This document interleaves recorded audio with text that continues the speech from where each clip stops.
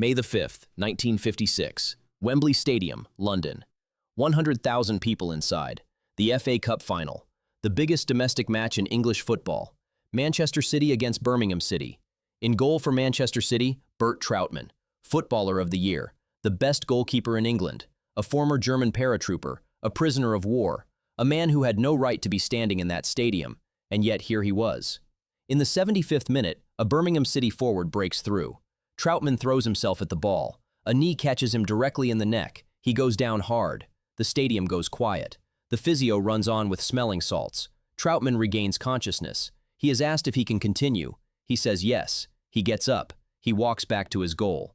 There are no substitutes allowed in 1956. If he comes off, Manchester City play the final 17 minutes with 10 men. So he stays. He makes saves. Birmingham cannot score. Manchester City hold on. The final whistle blows. 3-1. Manchester City win the FA Cup. When Prince Philip hands him his winner's medal, he looks at Trautmann's head and asks, "Why is your neck crooked?" Trautmann smiles. "Stiff neck," he says. Prince Philip nods and moves on. 3 days later, he goes to the doctor because the neck still hurts. An X-ray is taken. 5 vertebrae have been dislocated. One of them is broken in half. The second doctor is blunt. One more collision in those 17 minutes, just one, could have paralyzed him, or killed him. He had played on with a broken neck, and he had no idea. But here's the thing. The broken neck is not the most remarkable part of this story, not even close. Bernhard Karl Trautmann was born on October 22, 1923 in Bremen, Germany. His family called him Bert. As a teenager, Bert was an exceptional all-round athlete. He could run, he could jump, he had stamina and reflexes that coaches noticed immediately. He dreamed of competing in the decathlon at the 1940 Olympic Games. He trained toward that goal for years.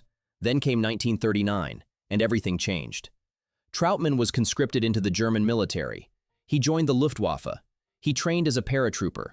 He was sent first to occupied Poland, then to the Eastern Front, one of the most brutal theaters of the entire war. He fought on the Eastern Front for 3 years. The cold was extreme. The casualties were catastrophic. The fighting was relentless. Every week, men who had stood next to him the week before were gone. Trautmann's original regiment had 1,000 men. By the time the Eastern Front campaign wound down, 90 of them were still alive. He was one of the 90. He was later transferred to the Western Front. In the final months of the war, as Germany collapsed around him, Trautmann was captured by British forces near the French border. He surrendered. He was classified as a Nazi prisoner, Category C. He was loaded onto a transport and sent to a prisoner of war camp in Lancashire, England. Lancashire. It rains in Lancashire. The sky is gray. The land is flat. It is about as far from the beaches of Bremen as you can get without leaving the planet. In the camp, in the boredom and uncertainty of being a prisoner in a country that had just finished fighting him, Trautmann started playing football. He started as a center half. Then he got injured. They put him in goal. He was extraordinary. Word spread beyond the camp walls. Local teams began hearing about the German prisoner who could stop everything. When the war ended and the camp closed, Trautmann was given a choice. Go home to Germany, or stay. Germany in 1948 was rubble, hunger, destroyed cities, a country trying to understand what it had done and what had been done to it. Everything he had known was gone. England at least had football. He stayed. He worked on a farm. He did bomb disposal work in Huyton, clearing unexploded wartime ordnance from the fields around Liverpool. On weekends, he played football for St. Helens Town. Manchester City scouts came to watch him one afternoon. They watched one match. Then they went back to Main Road and told the manager, "We need to sign this man. Now." When City announced the signing, the backlash was immediate. 20,000 people attended a public demonstration against it. Jewish community members in Manchester, many of whom had lost family in the Holocaust, were outraged and horrified. Some supporters returned their season tickets in protest. The Football Association was nervous. The press was hostile. The whole thing felt like it might collapse. Then a rabbi named Alexander Altman spoke publicly in Trautmann's defense. He stood up and said, "This man was a soldier in a war that is over. He chose to stay in England. He chose to build a life here. He deserves a chance." It did not end the protests overnight, but it was the beginning of a shift. And then Trautmann started playing. Save after save after save, the kind of goalkeeping that makes people forget what they were angry about. By 1951, he was the most popular player at Manchester City. By 1953, opposing fans who had once jeered him were applauding his saves. By 1956, the Football Writers Association had voted him Footballer of the Year, the first goalkeeper to win the award, and the first foreign player. He had done the impossible. Not with speeches or apologies or politics, with his hands and his reflexes and 17 saves on a wet Tuesday in Manchester. The morning of the 1956 FA Cup final, Trautmann had a secret. His neck had been hurting for days, even before the match. A twinge that had started in training and had not gone away.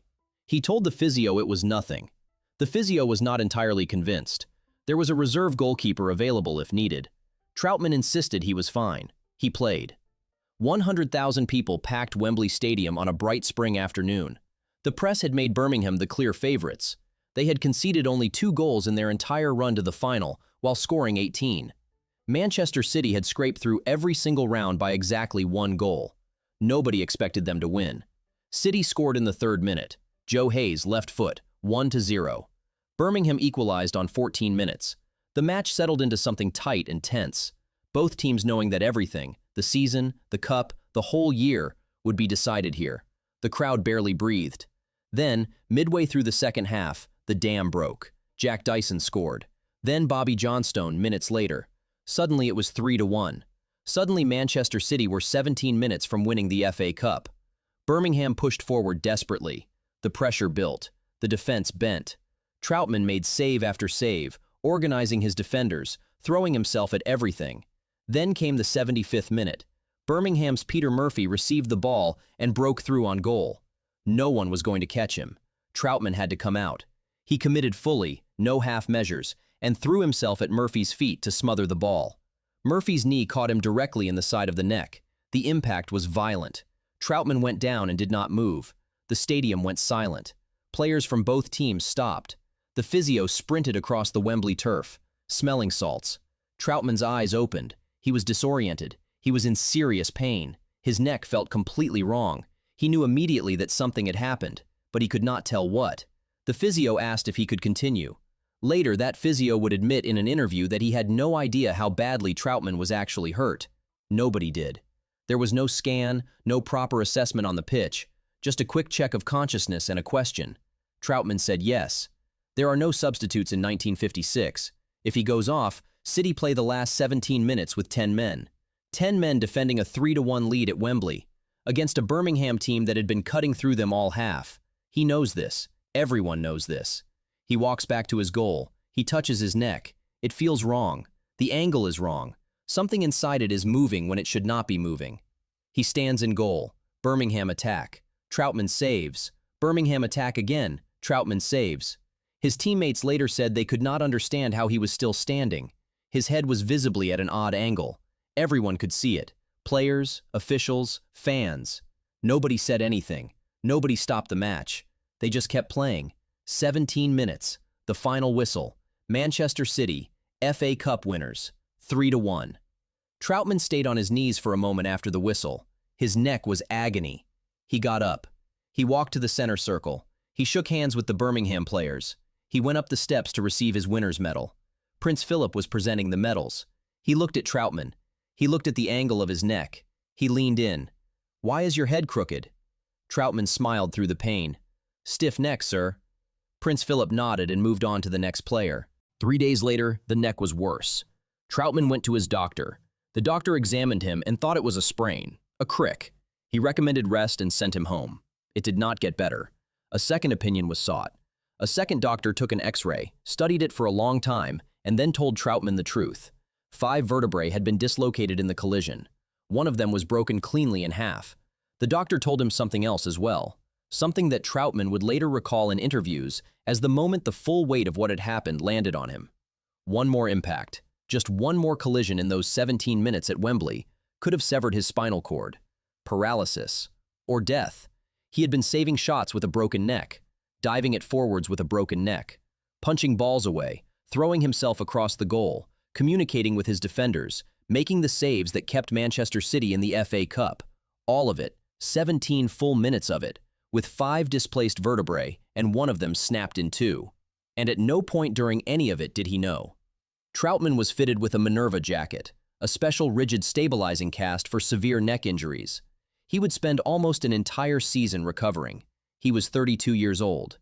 Every football writer in England wrote that the Trautmann era at Manchester City was over. A man does not survive a broken neck and come back as a professional goalkeeper at 32. They were wrong. While Trautmann was still recovering from his broken neck, something far worse happened.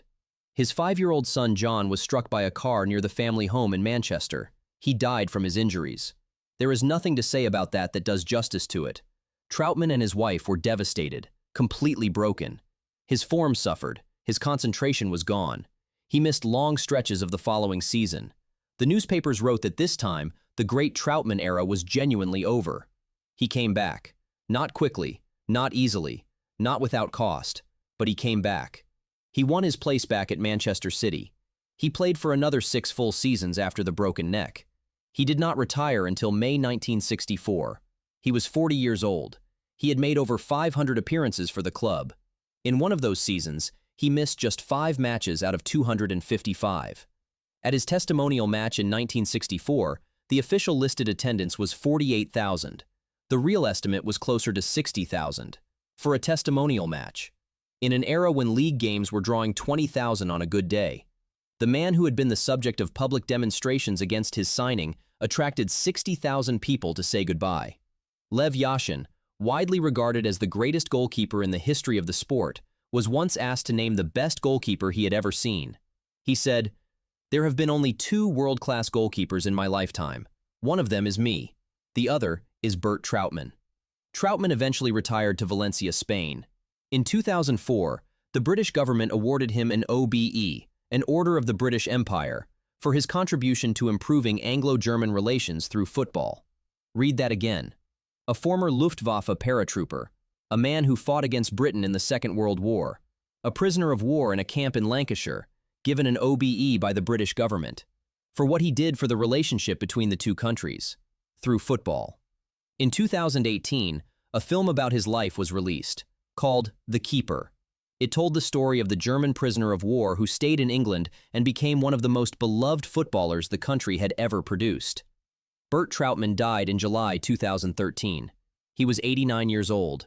He died in Spain, at peace, in the sun, at the end of a life that had taken him from a Bremen suburb to the Eastern Front, from a Lancashire prisoner of war camp to Wembley Stadium, from a broken neck on the biggest day of his career to 500 appearances, a Footballer of the Year award, an OBE, and a standing ovation from 60,000 people who came to say goodbye. When I first read about Bert Trautmann, I thought I knew the story. Goalkeeper, broken neck, played on. Amazing. But the broken neck is almost a footnote. The real story is a man who fought in a war on the wrong side and survived when 90% of his regiment did not, who ended up a prisoner in the country he had been fighting against, who stayed, who became, through sheer ability, the best goalkeeper in England, who played 17 minutes of an FA Cup final with 5 displaced vertebrae and 1 snapped in half, because his team needed him and there were no substitutes, and then lost his son, and came back from that too. I don't know if I believe in football as a force for good. Some days the evidence is thin. But then there is Bert Trautmann standing in a Wembley goal with a broken neck, making saves, holding on, and when a prince asks him why his neck looks wrong, smiling and saying, "Stiff neck." When I first read that detail, I actually stopped. I had to read it again, because it is exactly the kind of thing that sounds too good to be true and turns out to be completely, verifiably real.